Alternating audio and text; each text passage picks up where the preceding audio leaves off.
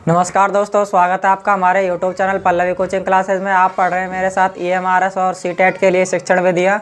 ये जो क्वेश्चन है ये पुरानी परीक्षा में पूछे गए क्वेश्चन है जो कि आपको बहुत ही महत्वपूर्ण साबित होंगे। आइए देखते हैं आज के क्वेश्चनों को। पहला क्वेश्चन है, पाठ्य पुस्तकों के उद्देश्य के अंतर्गत पाठ्य पुस्तकें शिक्षक या बालकों के लिए है। ऑप्शन है हमारे साध्य नहीं वरन साधन है। दूसरा है पुस्तकें शिक्षक व शिक्षार्थी के साध्य है। तीसरा ऑप्शन है अध्यापन हेतु साध्य एवं साधन है। चौथा ऑप्शन है साधन कम साध्य अधिक है। तो पाठ्य पुस्तकों के उद्देश्य के अंतर्गत पाठ्य पुस्तकें शिक्षक या बालकों के लिए क्या है? साध्य नहीं वरन साधन है। पहला ऑप्शन है जो हमारा ये सही हो जाएगा। दूसरा क्वेश्चन है, व्याकरण शिक्षण प्रणाली में किस प्रणाली को विकृत रूप से सुग्गा प्रणाली भी कहते हैं? ऑप्शन है निगमन प्रणाली, दूसरा है अव्याकृति प्रणाली, तीसरा है पाठ्य पुस्तक प्रणाली और चौथा है आगमन प्रणाली। तो व्याकरण शिक्षण प्रणाली में किस प्रणाली को विकृत रूप से सुग्गा प्रणाली भी कहते हैं? तो किसे कहते हैं? पाठ्य पुस्तक प्रणाली को। तीसरा ऑप्शन है जो ये सही हो जाएगा। अगला क्वेश्चन है, उस शिक्षा शास्त्री का नाम बताइए जिन्होंने कहा था स्कूल एक बाग है, अध्यापक एक माली और बच्चे पौधे के समान हैं। ऑप्शन है बासबर्न, दूसरा है डेक्राली, तीसरा है फ्रॉवेल और चौथा है मॉन्टेसरी। तो उस शिक्षा शास्त्री का नाम बताइए जिन्होंने कहा था स्कूल एक बाग है, अध्यापक एक माली है और बच्चे क्या हैं? पौधे के समान है। तो किसने कही थी ये बात? ये कही थी फ्रॉवेल ने। तीसरा ऑप्शन है जो ये सही हो जाएगा। अगला क्वेश्चन है, शिक्षकों को बालकों की रुचि का सदैव ध्यान रखना चाहिए। जब बालक की रुचि पढ़ने की ओर नहीं हो तो उसे नहीं पढ़ाना चाहिए, इससे उसके विचारों में बाधा पहुंचती है। पाठ पढ़ाने से पूर्व उन्हें पाठ में बालकों की रुचि पैदा करनी चाहिए। उपयुक्त कथन भाषाई कौशल में किसका है? तो किसका है? ऑप्शन है स्टीवेंसन का, दूसरा है कार्लटन का, तीसरा है हर्बर्ट का और चौथा है ड्यूवी का। तो शिक्षकों को बालक की रुचि का सदैव ध्यान रखना चाहिए। जब बालक की रुचि पढ़ने में नहीं हो तो उसे नहीं पढ़ाना चाहिए, इससे उसके विचारों में बाधा पहुंचती है। पाठ पढ़ाने से पूर्व उन्हें पाठ में बालकों की रुचि पैदा करनी चाहिए। उपयुक्त कथन भाषाई कौशल में किसका है? तो किसका है ये? स्टीवेंसन का। पहला ऑप्शन है जो ये सही हो जाएगा। अगला क्वेश्चन है, वाचन की निदानात्मक परीक्षा में यांत्रिक यथार्थता को मापने के लिए बेलार्ड की परीक्षा में कितने सामान्य शब्द हैं जिनको पढ़ने के लिए 1 मिनट का समय निर्धारित किया गया है? ऑप्शन है 158, 100, 200 या 50। तो वाचन की निदानात्मक परीक्षा में यांत्रिक यथार्थता को मापने के लिए बेलार्ड की परीक्षा में कितने सामान्य शब्द हैं जिनको पढ़ने के लिए 1 मिनट का समय निर्धारित किया गया है? तो कितने शब्द है सामान्य? ये है 158। पहला ऑप्शन है जो इसमें ये सही हो जाएगा। अगला क्वेश्चन है, अच्छे मूल्यांकन की विशेषताएं हैं। अच्छे मूल्यांकन की विशेषताएं पूछी हैं, इनमें से कौन कौन सी हैं? ऑप्शन है पुनर्मूल्यांकन, परीक्षक का दृष्टिकोण, पूर्वाग्रह एवं व्यक्तिपरकता। दूसरा है विभेदीकरण, जीवन उपयोगी, लाभपरक एवं सिद्धांत परक। तीसरा है वैधता, विश्वसनीयता, वस्तुनिष्ठता और व्यापकता। चौथा है रोचक, भावपूर्ण एवं सुरुचितापूर्ण। तो अच्छे मूल्यांकन की विशेषता कौन कौन सी हैं? वैधता, विश्वसनीयता, वस्तुनिष्ठता और व्यापकता। तीसरा ऑप्शन है जो इसमें ये सही हो जाएगा। अगला क्वेश्चन है, भाषा शिक्षण विधियों में कौन सी विधि प्राथमिक विद्यालय के बच्चों के लिए नितांत व्यर्थ है?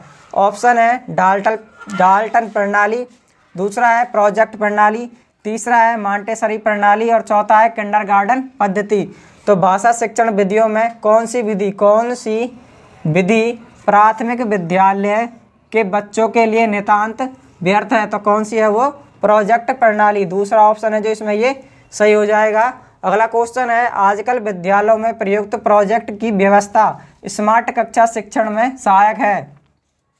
ऑप्शन है श्रव्य साधन के रूप में, दूसरा है दृश्य साधन के रूप में, तीसरा है खेल विधियों के लिए दृश्य रूप में, चौथा है श्रव्य दृश्य साधन के रूप में।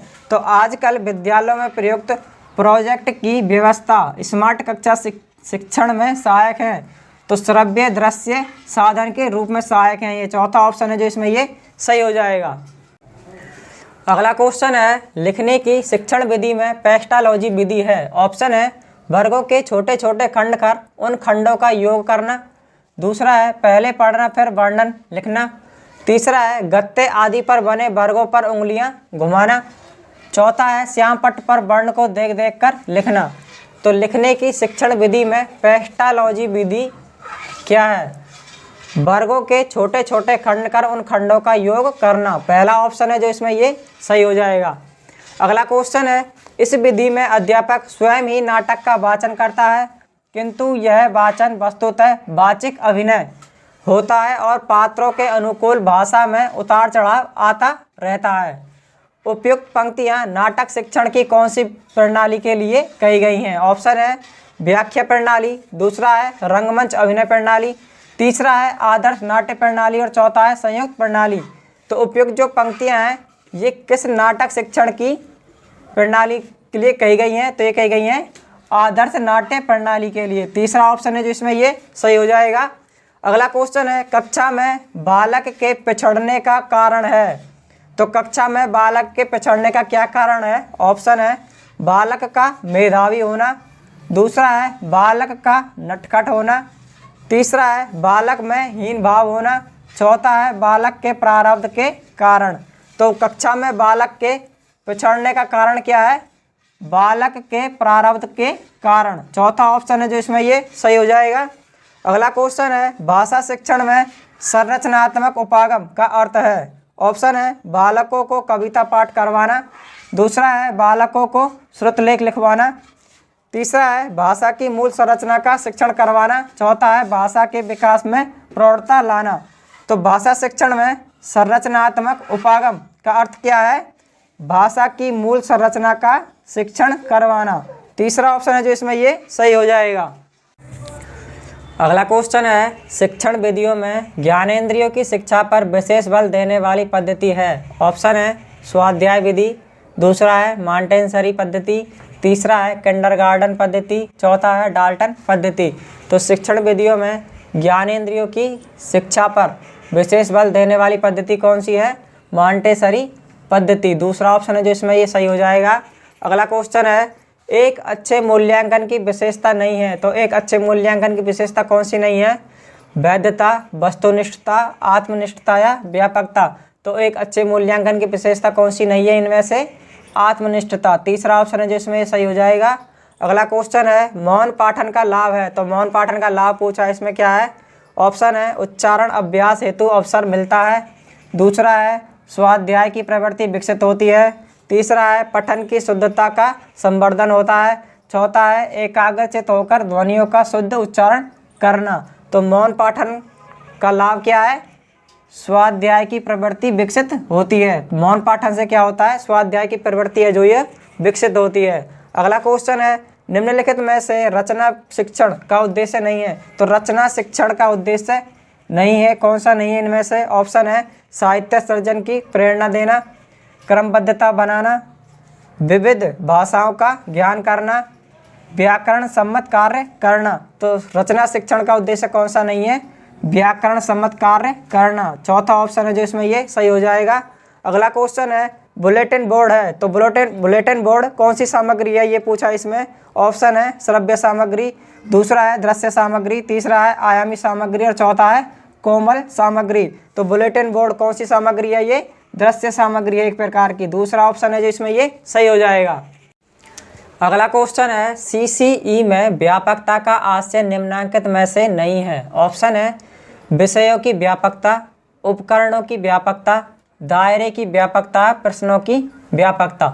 तो सीसीई में व्यापकता का आशय कौन सा नहीं है इनमें से? तीसरा ऑप्शन है जो दायरे की व्यापकता, ये अपना ऑप्शन सही हो जाएगा तीसरा। अगला क्वेश्चन है, निम्नलिखित में से कौन सा शिक्षा शास्त्री पढ़ाने से पहले लिखना सीखने के पक्ष में है? ऑप्शन है हेलन पार्कहर्स्ट, दूसरा है किलपैट्रिक, तीसरा है स्टीवेंसन और चौथा है मारिया मॉन्टेसरी। तो इनमें से कौन सा शिक्षा शास्त्री है जो पढ़ने से पहले लिखना सीखने के पक्ष में है? तो कौन है वे? मारिया मॉन्टेसरी। मारिया मॉन्टेसरी ने क्या बताया है कि जो हमारे भाषाई कौशल होते हैं, सुनना, बोलना, पढ़ना और लिखना, इसमें जो बच्चों को पहले पढ़ने से पहले क्या सिखाया जाना चाहिए? लिखना। मारिया मोंटेसर ने क्या कहा है कि भाषाई कौशल में बच्चे को लिखने से पहले क्या करना, पढ़ने से पहले क्या करना चाहिए? लिखना सिखाना चाहिए, उसके बाद उसको पढ़ाना चाहिए। अगला क्वेश्चन है, निदान का महत्व नगण्य है यदि। ऑप्शन है उसके अनुसार बच्चों का उपचार नहीं किया जाता है, दूसरा है उसके अनुसार बच्चों का उपचार किया जाता है, तीसरा है उसके परिणामों पर अविश्वास किया जाता है, और चौथा है उसके परिणामों की उपेक्षा की जाती है। तो निदान का महत्व नगण्य है यदि। क्यों नगण्य है? यदि उसके अनुसार बच्चों का उपचार नहीं किया जाता। पहला ऑप्शन है जो इसमें ये सही हो जाएगा। अगला क्वेश्चन है, भाषाई कौशल के निर्धारित पक्षों में कौन सा उपयुक्त नहीं है? तो भाषाई कौशल के निर्धारित पक्षों में कौन सा उपयुक्त नहीं है? ऑप्शन है देखना, सुनना, बोलना और पढ़ना। कौन सा नहीं है? सुनना, बोलना, पढ़ना, लिखना। तो इसमें जो देखना आ रहा है ये गलत हो जाएगा, पहला ऑप्शन हमारा सही हो जाएगा इसमें। अगला क्वेश्चन है, निम्न में से कौन सा सस्वर वाचन का भेद नहीं है? तो सस्वर वाचन का भेद कौन सा नहीं है इनमें से, ये पूछा है। ऑप्शन है आदर्श वाचन, दूसरा है अनुकरण वाचन, तीसरा है संवेद वाचन और चौथा है गहन वाचन। तो सस्वर वाचन का भेद कौन सा नहीं है? गहन वाचन। जो चौथा ऑप्शन है हमारा ये सही हो जाएगा। अगला क्वेश्चन है, खेल विधि को प्रचलित करने का श्रेय है। तो खेल विधि को प्रचलित करने का श्रेय किसको है? ऑप्शन है रायबर्न को, मॉरिसन को, थॉमस एम रस्क को या हेनरी कॉल्डवेल कुक को। तो खेल विधि को प्रचलित करने का श्रेय किसको है? हेनरी कॉल्डवेल कुक को। चौथा ऑप्शन है जो इसमें ये सही हो जाएगा। अगला क्वेश्चन है, निम्नलिखित में से वाचन शिक्षण का उद्देश्य है। तो वाचन शिक्षण का उद्देश्य पूछा है कौन सा इनमें से? ऑप्शन है विद्यार्थियों की कल्पना शक्ति का विकास करना, विद्यार्थियों की लेखन शक्ति का विकास करना, प्रत्येक शब्द पर उचित बल देकर पठन शक्ति का विकास करना और विभिन्न संदर्भों में शुद्ध लेख का विकास करना। तो वाचन शिक्षण का उद्देश्य क्या है इनमें से? प्रत्येक शब्द पर उचित बल देकर पठन शक्ति का विकास करना। तीसरा ऑप्शन है जो इसमें ये सही हो जाएगा। अगला क्वेश्चन है, किंडरगार्टन शिक्षण पद्धति में प्रयुक्त किंडरगार्टन शब्द का अर्थ है। ऑप्शन है बच्चों का उद्यान, निव्यक्तिक भाव, आंतरिक शक्ति या उद्यान के बच्चे। तो किंडरगार्टन शब्द का अर्थ क्या है? उद्यान के बच्चे। चौथा ऑप्शन है जो इसमें ये सही हो जाएगा। अगला क्वेश्चन है, विद्यार्थी के लगातार मूल्यांकन हेतु उपयुक्त परीक्षा पद्धति है। ऑप्शन है सतत एवं व्यापक मूल्यांकन, सत्रांत परीक्षा पद्धति, वार्षिक परीक्षा पद्धति या मौखिक परीक्षा पद्धति। तो विद्यार्थी के लगातार मूल्यांकन हेतु उपयुक्त परीक्षा पद्धति कौन सी है?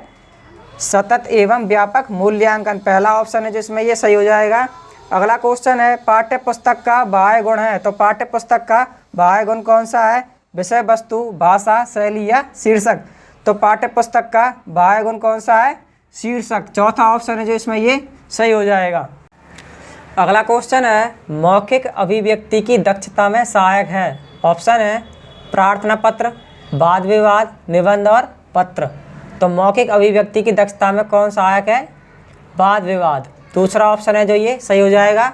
अगला क्वेश्चन है, निम्नलिखित में से श्रव्य उपकरण है। तो श्रव्य उपकरण पूछा है कौन सा है? पोस्टर, चार्ट, ग्रामोफोन या मानचित्र। तो पोस्टर, चार्ट और मानचित्र ये क्या है? ये दृश्य उपकरण है। जो ग्रामोफोन है ये क्या है? श्रव्य उपकरण। तीसरा ऑप्शन है जो ये सही हो जाएगा। अगला क्वेश्चन है, भाषा सीखने का स्वाभाविक मनोवैज्ञानिक क्रम है। तो भाषा सीखने का स्वाभाविक मनोवैज्ञानिक क्रम कौन सा है? ऑप्शन है सुनना, बोलना, पढ़ना, लिखना। दूसरा है पढ़ना, लिखना, सुनना, बोलना। तीसरा है बोलना, सुनना, पढ़ना, लिखना और चौथा है सुनना, पढ़ना, बोलना और लिखना। तो भाषा सीखने का स्वाभाविक मनोवैज्ञानिक क्रम कौन सा है? सुनना, बोलना, पढ़ना और लिखना। पहला ऑप्शन है जो इसमें ये सही हो जाएगा। अगला क्वेश्चन है, नाटक अथवा अभिनय उदाहरण है। तो ये नाटक और अभिनय किसके उदाहरण है? ऑप्शन है दृश्य सहायक सामग्री के, दूसरा है श्रव्य सहायक सामग्री के, तीसरा है श्रव्य और दृश्य और श्रव्य सहायक सामग्री के और चौथा है अप्रेक्षित सहायक सामग्री के। तो नाटक और अभिनय ये किसके उदाहरण है? ये हैं श्रव्य और दृश्य सहायक सामग्री के, दृश्य श्रव्य सहायक सामग्री के। तीसरा ऑप्शन है जो इसमें ये सही हो जाएगा। अगला क्वेश्चन है, इनमें से कौन सी उपकरण शिक्षण प्रणाली मनोवैज्ञानिक विधि पर आधारित प्रणाली है? ऑप्शन है पाठ्य पुस्तक प्रणाली, दूसरा है आगमन प्रणाली, तीसरा है निगमन प्रणाली और चौथा है भाषा संसर्ग प्रणाली। तो इनमें से कौन सी उपकरण शिक्षण प्रणाली मनोवैज्ञानिक विधि पर आधारित प्रणाली है? तो कौन सी है? पाठ्य पुस्तक प्रणाली, पहला ऑप्शन है जिसमें ये सही हो जाएगा। अगला क्वेश्चन है निम्नलिखित में से कौन सा कथन असंगत है? तो असंगत कथन बताना है हमें, इसमें से कौन सा है? ऑप्शन है सस्वर वाचन से बालक के संकोच व झिझक का निराकरण होता है, दूसरा है सस्वर वाचन से बालक का अक्षर विन्यास भी शुद्ध होता है, तीसरा है सस्वर वाचन से शब्द भंडारण में वृद्धि होती है और चौथा है सस्वर वाचन से थकान कम होती है, वाग यंत्रों पर जोर नहीं पड़ता। तो असंगत कथन कौन सा है? सस्वर वाचन से बालक के संकोच व झिझक का निदान होता है, ये तो सही है। दूसरा सस्वर वाचन से बालक का अक्षर विन्यास भी शुद्ध होता है, ये भी सही है। सस्वर वाचन से शब्द भंडार में वृद्धि होती है, ये भी सही है। सस्वर वाचन से थकान कम होती है, वाग यंत्रों पर जोर नहीं पड़ता, ये कथन है जो ये असंगत है, इसमें चौथा ऑप्शन है जो इसमें ये सही हो जाएगा। अगला क्वेश्चन है शिक्षक बालकों को गद्यांश शुद्ध पढ़कर बताता है तथा बालक प्रत्येक शब्द को ध्यानपूर्वक सुनते हैं, इसे हम कहते हैं आदर्श वाचन, अनुकरण वाचन, मौन वाचन या संवेद वाचन। तो शिक्षक जो है वो बालकों को गद्यांश शुद्ध पढ़कर बताता है और बालक प्रत्येक शब्द को ध्यानपूर्वक सुनते हैं, इसे हम क्या कहते हैं? आदर्श वाचन कहते हैं इसको, पहला ऑप्शन है जो इसमें ये सही हो जाएगा। अगला क्वेश्चन है निम्न में से किस विधि द्वारा विद्यार्थियों को मौखिक अभिव्यक्ति में प्रेषित किया जा सकता है? ऑप्शन है वाक्य रचना द्वारा, दूसरा है प्रश्नोत्तरी द्वारा, तीसरा है कहानी लेखन द्वारा और चौथा है चित्र निर्माण द्वारा। तो निम्न में से किस विधि के द्वारा विद्यार्थियों को मौखिक अभिव्यक्ति में प्रेषित किया जा सकता है? ये किया जा सकता है प्रश्नोत्तरी द्वारा, दूसरा ऑप्शन है जिसमें ये सही हो जाएगा। अगला क्वेश्चन है निम्नलिखित में से कौन सा कथन गलत है? तो हमें गलत कथन बताना है, इनमें से कौन सा है?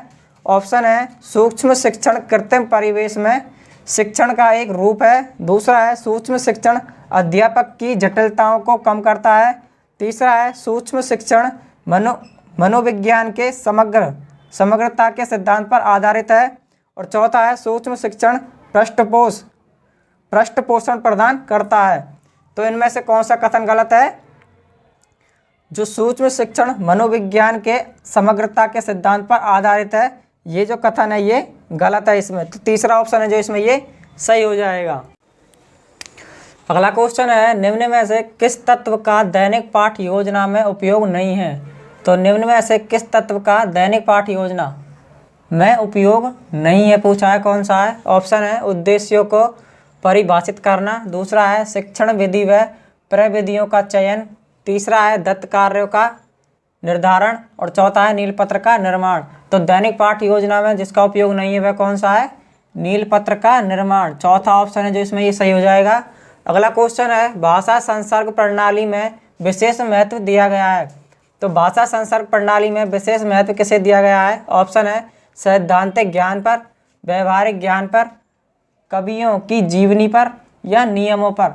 तो भाषा संसर्ग प्रणाली में विशेष महत्व किस पर दिया गया है? व्यवहारिक ज्ञान पर, दूसरा ऑप्शन है जो ये सही हो जाएगा। अगला क्वेश्चन है निम्नलिखित में से सर्वाधिक प्रभावी सहायक शिक्षण सामग्री है। तो सर्वाधिक प्रभावी सहायक शिक्षण सामग्री कौन सी है इनमें से? ऑप्शन है श्रव्य शिक्षण सामग्री, दूसरा है दृश्य शिक्षण सामग्री, तीसरा है दृश्य श्रव्य सामग्री और चौथा है स्पर्श शिक्षण सामग्री। तो सर्वाधिक प्रभावी सहायक शिक्षण सामग्री कौन सी है? दृश्य श्रव्य शिक्षण सहायक सामग्री, तीसरा ऑप्शन है जिसमें ये सही हो जाएगा। अगला क्वेश्चन है ज्ञानात्मक शैक्षिक उद्देश्यों का वर्गीकरण किसने किया? तो ज्ञानात्मक शैक्षिक उद्देश्यों का जो वर्गीकरण है वह किसने किया? ऑप्शन है मिलर, मेगर, ब्लूम या सिम्पसन ने। तो ज्ञानात्मक शैक्षिक उद्देश्यों का वर्गीकरण किसने किया? ब्लूम ने, तीसरा ऑप्शन है जो इसमें सही हो जाएगा। अगला क्वेश्चन है चित्र विस्तारक यंत्र किस प्रकार की सहायक सामग्री है? तो ये चित्र विस्तारक यंत्र है ये किस प्रकार की सहायक सामग्री है? ऑप्शन है यांत्रिक श्रव्य सामग्री, दूसरा है यांत्रिक दृश्य श्रव्य सामग्री, तीसरा है यांत्रिक दृश्य सामग्री और चौथा इनमें से कोई नहीं। तो चित्र विस्तारक यंत्र किस प्रकार की सहायक सामग्री है? यांत्रिक दृश्य सामग्री, तीसरा ऑप्शन है जो इसमें ये सही हो जाएगा। अगला क्वेश्चन है सतत एवं व्यापक मूल्यांकन पर प्रभावी रूप से बल दिया। तो सतत और व्यापक मूल्यांकन पर प्रभावी रूप से किसने बल दिया? ऑप्शन है राधाकृष्णन आयोग द्वारा, राष्ट्रीय शिक्षा नीति 1986 के द्वारा, मुदालियर आयोग द्वारा, या इनमें से किसी ने नहीं दिया। तो सतत और व्यापक मूल्यांकन पर प्रभावी रूप से बल किसने दिया? राष्ट्रीय शिक्षा नीति 1986 के द्वारा इस पर बल दिया गया। अगला क्वेश्चन है सतत एवं व्यापक मूल्यांकन का उद्देश्य नहीं है। ऑप्शन है मूल्यांकन को नियमित एवं समग्र बनाना, दूसरा है मूल्यांकन में रटने की बजाय समझने पर बल देना, तीसरा है मूल्यांकन में शिक्षक की भूमिका कम करना, चौथा है मूल्यांकन में निदान व उपचार को प्रोत्साहित करना। तो सतत एवं व्यापक मूल्यांकन का उद्देश्य नहीं है, कौन सा नहीं है? मूल्यांकन में शिक्षक की जो भूमिका है उसको कम करना, ये नहीं है। तीसरा ऑप्शन है जो इसमें ये सही हो जाएगा। अगला क्वेश्चन है बोलना मनुष्य को पूर्णता तक पहुंचाता है लेकिन लिखना आदमी को परम शुद्ध बनाता है। लेखन कौशल के संबंध में यह कथन है। तो किसका कथन है ये कि बोलना मनुष्य को पूर्णता तक पहुंचाता है लेकिन लिखना आदमी को परम शुद्ध बनाता है, ये किसका कथन है? ऑप्शन है अरस्तु, बेकन, शेक्सपियर या रायबर्न। तो किसका कथन है? बेकन का। दूसरा ऑप्शन इसमें सही हो जाएगा। अगला क्वेश्चन है इकाई योजना का पद नहीं है। तो इकाई योजना का पद कौन सा नहीं है इसमें से? प्रस्तावना प्रश्न लिखना, संपूर्ण इकाई को उपविभागों में बांटना, उपविभागों के उद्देश्य निर्धारित करना, शिक्षार्थी क्रियाएं निश्चित करना। तो इकाई योजना का पद कौन सा नहीं है इसमें? प्रस्तावना प्रश्न लिखना, पहला ऑप्शन है जो इसमें ये सही हो जाएगा। अगला क्वेश्चन है सूक्ष्म शिक्षण चक्र की अवधि है। तो सूक्ष्म शिक्षण चक्र की अवधि पूछा इसमें कितनी है? ऑप्शन है 28 मिनट, 30 मिनट, 42 मिनट या 36 मिनट। तो कितनी अवधि है सूक्ष्म शिक्षण चक्र की? 36 मिनट। चौथा ऑप्शन इसमें सही हो जाएगा। अगला क्वेश्चन है वह विधि जिसका प्रयोग चारों भाषाई कौशलों के विकास हेतु किया जाता है। तो चारों भाषाई कौशलों के विकास के लिए किस विधि का उपयोग किया जाता है? ऑप्शन है द्विभाषी विधि, सूत्र विधि, दूरस्थ विधि या अनुकरण विधि। तो कौन सी विधि है वो? अनुकरण विधि। चौथा ऑप्शन है जो इसमें ये सही हो जाएगा। अगला क्वेश्चन है यदि हम चाहते हैं कि विद्यार्थियों का भाषा पर पूरा अधिकार हो तो उन्हें ऐसे लेखकों की रचनाएं पढ़ने को दी जाएं जिनका भाषा पर अच्छा अधिकार हो। यह कथन किस शिक्षण विधि के संदर्भ में कहा गया है? तो ऑप्शन है सूत्र विधि, प्रयोग विधि, भाषा संसर्ग विधि या और चौथा है पाठ्यपुस्तक विधि।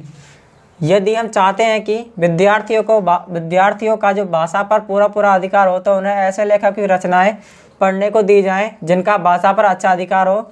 ये जो कथन है ये किस शिक्षण विधि के संदर्भ में कहा गया है? तो किस शिक्षण विधि के संदर्भ में कहा गया है ये कथन? ये कहा गया है भाषा संसर्ग विधि के संबंध में ये कथन कहा गया है। तीसरा ऑप्शन है जो इसका सही हो जाएगा।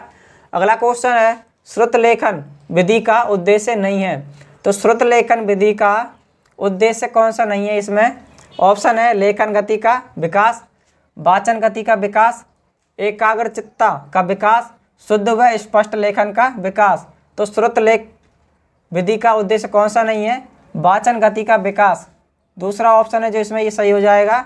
अगला क्वेश्चन है किस विधि में शिक्षक कथावाचक का स्थान ग्रहण करते हुए प्रसंग की व्याख्या करता है? ऑप्शन है शब्दार्थ कथन विधि, दूसरा है व्याख्या प्रणाली, तीसरा है व्यास प्रणाली, चौथा है समीक्षा प्रणाली। तो किस विधि में शिक्षक कथावाचक का स्थान ग्रहण करते हुए प्रसंग की व्याख्या करता है? तो व्याख्या करता है किस में करता है? व्यास प्रणाली में करता है। तीसरा ऑप्शन है जो इसका ये सही हो जाएगा। तो ये थे आज के हमारे क्वेश्चन। आशा है आपको अच्छे से समझ में आ गए होंगे। हमारी इस वीडियो को ज़्यादा से ज़्यादा शेयर करें, लाइक करें और साथ के साथ हमारे चैनल को सब्सक्राइब भी कर लें। धन्यवाद।